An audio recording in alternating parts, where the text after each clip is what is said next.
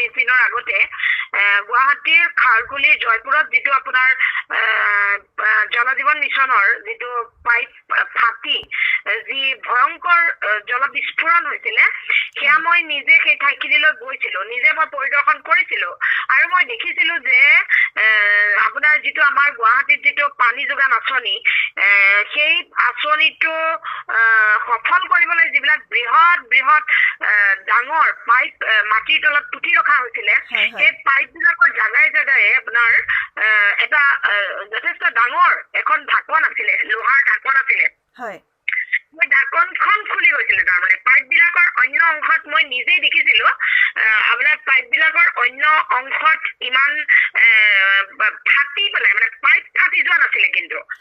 মই যেটো দেখিছিলো আপোনাৰ প্ৰায় যথেষ্ট সংখ্যক অলপ এতিয়া আপোনাৰ মই যুগটো কিমান হ'ব ঠিক নাজানো এই আগৰ দিনৰ আপোনাৰ কালাৰ টিভি এটা সমান ধৰক ঢাকন এখন আছিল এই ঢাকনখন উঠি গৈছে ঢাকনখন উঠি গৈছে আপুনি এতিয়া পাইপটো বিস্ফোৰণ হোৱা নাছিলে তাৰমানে মানে বস্তুটো আছিল আপোনাৰ পাইপটো এনেকুৱা হৈছে সাধাৰণতে কি হয় বাৰ্ষ্ট হৈ যায় পাইপ এটা সেইটো হোৱা নাছিলে তাৰমানে ঢাকনখন খোল খাই গৈছিলে মই খুব মানে সূক্ষ্মভাৱে নিৰীক্ষণ কৰিছিলো যে জাগাই জাগাই এখন মানে আপোনাৰ ঢাকন লগাই দিছিলে পাইপৰ মাজত এতিয়া পাইপটো যেটো আপোনাৰ পানীৰ জাইকাৰ যেটো প্ৰকল্পৰ যেটো পানীৰ পাইপটোৰ আপোনাৰ শকত এইটো আছিলে 1.6 মিটাৰ 1.6 মিটাৰ আছিলে তাৰ আপোনাৰ ৰাউণ্ডটো মানে যেটো হেৰিটো ডায়ামিটাৰটো 1.6 আছিলে আৰু তাত এখন আপোনাৰ ঢাকনি আছিলে এখন কিমান স্কয়াৰ সাইজৰ হ'ব সেই ঢাকনিখন খুলি গৈছিলে আৰু ঢাকনখন খুলি গৈছে যে সেইটো আপোনাৰ যেটো মানে ওয়েল্ডিং কৰা থাকে এখন ঢাকনি তাত ওয়েল্ডিং কৰা আছিলে জাগাই জাগাই এই ওয়েল্ডিং কৰা ঢাকনিখন আপোনাৰ আঁতৰি গৈছিলে এইটো বস্তু কিহৰ কাৰণে হয় জানেনে এইটো বস্তু হয় আপোনাৰ পানীৰ যেটো প্ৰেছাৰ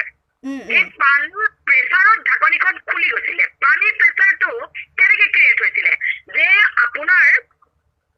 তাৰমানে আপোনাৰ যেতিয়া পানীৰ অন্য ফালে খুলি নথয় যে তাত এয়াৰ প্ৰেছাৰ এটা ক্ৰিয়েট হয় এয়াৰ প্ৰেছাৰটো ক্ৰিয়েট হোৱাৰ কাৰণে আপোনাৰ যেতিয়া আপোনাৰ ৱাটাৰ প্ৰেছাৰ এয়াৰ প্ৰেছাৰ নহয় ৱাটাৰ প্ৰেছাৰ এই ঢাকনিখন মানে বাৰ্ষ্ট হৈ গৈ পেলাই আপোনাৰ পানী গোপা জল বিস্ফোৰণ হ'ল তাৰমানে এওঁলোকে কি কৰিলে অন্য ফালে যদি আপোনাৰ ভালভ এটা যদি খুলি থলেহেঁতেন তেতিয়াহ'লে এই ৱাটাৰ প্ৰেছাৰটো সৃষ্টি হৈ এইটো ঘটনা নঘটিলেহেঁতেন এই বস্তুটো নেগলিজেন্সৰ কাৰণে হৈছে 100% ইয়াততো কোনো টেকনিক নাই যেটো আপোনাৰ আমাৰ পানী যোগানৰ যেটো ব্যৱস্থা সেইটোতো আপোনাৰ কোনো ধৰণৰ টেকনলজি নাই তাত সিম্পল কথা পানীৰ পাইপ আছে আপুনি মেচিন চলাই দিয়ক টেংকিত পানী উঠি থাকিব সিম্পল কথা তাত কোনো ক্ৰিটিকেল টেকনলজি নাই কিন্তু অভাৰ প্ৰেছাৰত হ'ল অভাৰ ৱাটাৰ প্ৰেছাৰত তাৰমানে এইটো হ'ল অভাৰ ৱাটাৰ প্ৰেছাৰ নহ'বলৈ কাৰণে তেওঁলোকে কি কৰিব লাগিছিলে বেলেগ এটা চাইডে মানে সব লাইন বিলাক ব্লক আছিলে গোটেই লাইনবিলাক ব্লক কৰি পেলাই মেচিন চলাই আছে গতিকে তেওঁলোকে বেলেগ এটা চাইডত ভালটো খুলি থ'ব লাগিছিলে যাতে ৱাটাৰ প্ৰেছাৰটো অলপ ডাউন হৈ পৰে অভাৰ ৱাটাৰ প্ৰেছাৰ হ'ল গতিকে এই বস্তুটো আপোনাৰ টেকনিকেল ফল্ট নহয় এইটো কমপ্লিটলি তাত কাম কৰা মানুহখিনিৰ নেগলিজেন্সৰ কাৰণে হৈছে আৰু এই নেগলিজেন্সটোৱে যে ইমান এটা ডাঙৰ ঘটনা কৰিব সেই কথাটো তেওঁলোকে জানিছিলে তেওঁলোকে সেই বস্তুটো জানিছিলে তাৰমানে এইটো আপোনাৰ যেটো উইক মানে অভাৰ প্ৰেছাৰটো কিয় কাৰণে হৈছে এইটো তাৰমানে আপোনাৰ যেতিয়া পানী প্ৰেছাৰটো যেতিয়া অভাৰ হৈ গ'ল তেতিয়া যিফালে উইক বিস্ফোৰণ হৈ গ'ল এতিয়া বাইদেউ আৰু এটা কথা কৈছো যিহেতু প্ৰেছাৰটো চাই থকাটো এই যিখিনি মানুহ আছিলে ৱৰ্ক ষ্টেচনটো যিখিনি মানুহ আছিলে তেওঁলোকৰ দায়িত্ব আছিলে তেওঁলোকক মই অনুমান কৰিছো ইয়াত এটা পলিটিক্স হৈছে এইটো মোৰ অনুমান আজিকালি অসমত আপোনাৰ সাউথ ইণ্ডিয়াৰ মুভিবিলাকৰ হিচাপত পলিটিক্স হৈছে এইটো মানে এনেকুৱা হৈছে দুটা মহৰ যুঁজত অসমীয়া ৰাইজ বিৰিণা হৈ পৰিছে দুই মহৰ যুঁজত বিৰিণাৰ মৰণ হয় আমি সকলোৱে জানো এতিয়া অসমীয়া ৰাইজ বিৰিণা হৈ পৰিছে বিজেপিৰ দুটা বিসম্বাদী পাৰ্টিৰ মানে আপোনাৰ এই অৰিয়াৰিৰ কোবত এনেকুৱা ডাঙৰ ঘটনা কোনোবাই হয়তো কৰাবলৈ ষড়যন্ত্ৰ কৰিছে মোৰ মতে যেটো পানীৰ বিস্ফোৰণ হৈ আছে গুৱাহাটীত সেইটো আপোনাৰ বিজেপিৰ ভিতৰুৱা কণ্ডলৰ পৰিণতিত হয়তো হৈছে ইয়াত ডাঙৰ চক্ৰান্ত জড়িত হৈ আছে সেইবাবে মই মুখ্যমন্ত্ৰীক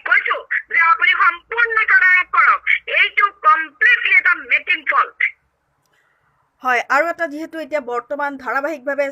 চলিছে যে বিদ্যুৎ স্মাৰ্ট মিটাৰৰ ওপৰত বহুত বিল আহি আছে জনতাৰ ওপৰত মাধমাৰ খুটাইছে এই ক্ষেত্ৰত কি ক'ব বহুতো বিল আহি আছে মানুহৰ ওপৰত সেইটো মানে এতিয়া চাওক এইটোতো এটা মানে ভয়ংকৰ কথা আছে এতিয়া সেইদিনা অসমৰ মুখ্যমন্ত্ৰীয়ে এটা কথা ক'লে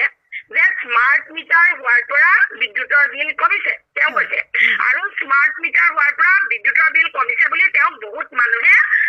ধন্যবাদ জনাইছে কিন্তু মুখ্যমন্ত্ৰীয়ে পাহৰি গৈছে হিমন্ত বিশ্ব শৰ্মাই পাহৰি গৈছে যে শিখা শৰ্মা নামৰ মানুহজনীও এই স্মাৰ্ট মিটাৰ ব্যৱহাৰ কৰা এজনী মানুহ মইতো মুখ্য নহয় মোৰ ঘৰত লাইটৰ বিল গৰম দিনত আপোনাৰ ৬,০০০ আহে মোৰ ঘৰত ২টা এচি চলে ৬,০০০ গৰম দিনত আহে ঠাণ্ডাৰ দিনত আপোনাৰ ২,৫০০ বা ৩,০০০ টকা আহে এই বস্তুটো মই দি আছো ইয়াত কমোৱাৰ কোনো কথা নাই লাইটৰ বিলৰ কম্প্ৰমাইজ কৰিবলৈ মই লাইটৰ বিল অফিচলৈ যোৱাৰ মোৰ কোনো অপশ্যন নাই কাৰণ মোৰ লাইটৰ যেতিয়া আপোনাৰ ৰিচাৰ্জ শেষ হ'ব মোৰ লাইটটো কাটি দিব এতিয়া মই মোৰ লাইটটো কাটিলে মই লাইট ফেন চলাবলৈ ৰিচাৰ্জ কৰিম নে মই ইলেক্ট্ৰিচিটি অফিচত গৈ পেলাই ডিমাণ্ড কৰিম হিমন্ত বিশ্ব শৰ্মাই এতিয়া কি কৰিছে আগতীয়াকে পইচাবিলাক লৈ ল'বৰ কাৰণে স্মাৰ্ট মিটাৰ বহাইছে এতিয়া ধৰক পোষ্ট পেইড হ'লে বহুতে বিল নিদিয়াৰ পিছত ইলেক্ট্ৰিচিটি অফিচলৈ যায় ইলেক্ট্ৰিচিটি মানুহ ঘৰলৈ কাটিবলৈ আহিলে হিচাপ লয় এতিয়া এই সকলোবিলাক কাৰণৰ পৰা মুক্ত কৰি ইলেক্ট্ৰিচিটিৰ মানুহক যাতে কোনেও প্ৰশ্ন নকৰে তাৰ কাৰণে স্মাৰ্ট মিটাৰ বহাইছে আপুনি প্ৰিপেইড ৰিচাৰ্জ কৰক আপুনি হিমন্ত বিশ্ব শৰ্মাক পইচা দি থাকক সেই পইচাৰে তেওঁ অৰুণোদয় আঁচনি বঢ়াই থাকক সেই পইচাৰে তেওঁ BPL মানুহক 2 লাখ 2 লাখ টকা দি থাকক আৰু আমি নিজৰ ঘৰৰ ভিতৰতে লাইটৰ বিল দি নোখোৱাকে লগুনে আলু পিটিকাৰে ভাত খাই থাকো নাইতো গছৰ তলত বহি থাকো এয়াই হ'ল বিজেপি চৰকাৰৰ চিষ্টেম হয় আপুনি সুন্দৰ এটা কথা কৈছে যিহেতু কেইদিনমান আগতে এটা সুন্দৰ বাক্য কৈছিলে বিশ্বজিৎ দৈমাৰীয়ে যে গছৰ তলত থাকত অথচ কিন্তু তেখেতৰ ঘৰতে 22টাকৈ এচি লগোৱা আছে কিন্তু তেখেতে এই কথাটো হয় এইবিলাক মুখ্য মানুহ বিশ্বজিৎ দৈমাৰীয়ে জানে কি বিশ্বজিৎ দৈমাৰী অসম বিধানসভাৰ অধ্যক্ষ হোৱাৰ যোগ্য মানুহে নহয় বিশ্বজিৎ দৈমাৰীয়ে আমাক গছৰ তলত থাকিবলৈ নক'বগিলে তেওঁতো জীৱনৰ সুদীৰ্ঘকাল ধৰি গছৰ তলতে আছিলে বিশ্বজিৎ দৈমাৰী যে অসম বিধানসভালৈ আহিলে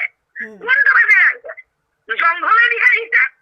বিশ্বজিৎ দৈমাৰী জংঘলেদি সুদীৰ্ঘ দিন আহি অসম বিধানসভা পাইছেহি গতিকে বিশ্বজিৎ দৈমাৰী সুদীৰ্ঘ দিন জংঘলত বসবাস কৰা মানুহ গতিকে জংঘলত বসবাস কৰা মানুহটোৱে এতিয়া যেতিয়া ফ্ৰী পইচাৰে আমাৰ টকাৰে এচি পাইছে তেতিয়া 22টা কি তেওঁ পাৰিলে 400 লগাব লাগিছে মৰি থাকক চেঁচা পৰি লাগিছে বিশ্বজিৎ দৈমাৰী চেঁচা পৰি মৰি থাকক কিন্তু তেওঁ এচি লগাবই কাৰণ তেওঁ ইমান দিন জংঘলত কষ্ট কৰি থাকিলে জংঘলত গৈ বসবাস কৰা মানুহটোৱে কি বুজিব যে আমাৰ নিচিনা মানুহে জন্মৰ পৰা ইলেক্ট্ৰিচিটিত আমি ফেনৰ তলত আমি এচিৰ তলত আছো আমি জন্ম হৈয়ে ফেন পাইছো সেই কথা বিশ্বজিৎ দৈমাৰীয়ে জংঘলত বাস কৰি আহিছে তেওঁ নুবুজে গতিকে তেওঁ 22টা এচি লগাবই কাৰণ পৰৰ পালে জ্বৰৰ গাৰে কোৱা এটা মানুহ এতিয়াও জীৱিত বিশ্বজিৎ দৈমাৰীয়ে পৰৰ টকাৰে খাইছে গতিকে তেওঁ জ্বৰৰ গাৰেও খাব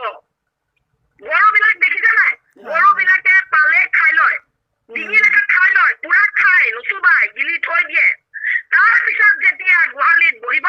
আৰামত বহি পাগুলি থাকিব গৰুৰ কামেই হ'ল পেটৰ পৰা উলিয়াই পাগুলি থকা গতিকে লোকৰ পালে পুৰা খাই লয় ডিঙিলৈকে ভৰাই লয় বিশ্বজিৎ দৈমাৰীও সেনেকুৱা মানুহ হয় ঠিক আছে বাৰু ধন্যবাদ আপোনালোকলৈ অহাৰ পিছৰ পৰা আপুনি এটা কথা মন কৰিবচোন এই পৰকীয়া দৈহিক লীলাবিলাক বাঢ়ি গৈছে যাৰ ফলত কালি জোনালী নাথৰ মৃত্যু হৈছে পৰকীয়া দৈহিক লীলা বঢ়াৰ কাৰণটো কি গিৰিয়েকৰ টকাৰে ঘৰ চলাব নোৱাৰা বহু মহিলাই পৰৰ মতাৰ পৰা পইচা ল'বলৈ গৈ অবৈধ কৰ্মত লিপ্ত হৈছে তাৰ ফলতে এই জোনালী নাথৰ দৰে ঘটনা ঘটিছে গতিকে বিজেপিয়ে এতিয়া মই ক'লো নহয় আপোনাক যেতিয়া আপোনাৰ গেছ এটাৰ দাম 1100 হ'ব যেতিয়া লাইটৰ বিল আপুনি মাহে 6,000 টকা দিব লাগিব যেতিয়া প্ৰত্যেকটো বস্তুৰ দাম বাঢ়িব তেতিয়া এজন মানুহৰ ইনকামেৰে ঘৰ নচলিব তেতিয়া আৰু কি কৰিব আৰু ৰাসলীলা পাতিব লাগিব এইটো বিজেপি চৰকাৰে কৰি দিছে আৰু এতিয়া বিজেপি চৰকাৰে পৰকীয়া লীলাবিলাক ছাপৰ্ট কৰিছে আৰু যিবিলাক বিবাহিত মানুহ বাল্য বিবাহ হওক যি বিবাহ হওক তেওঁলোকৰ হাজবেণ্ডবিলাকক ঘৰৰ পৰা উঠাই লৈ জেলত ভৰাই দিছে আৰু কৈছে কি যে মহিলাই কেইবাজনৰ লগত লীলা খেলা কৰা বাধা নাই তাৰ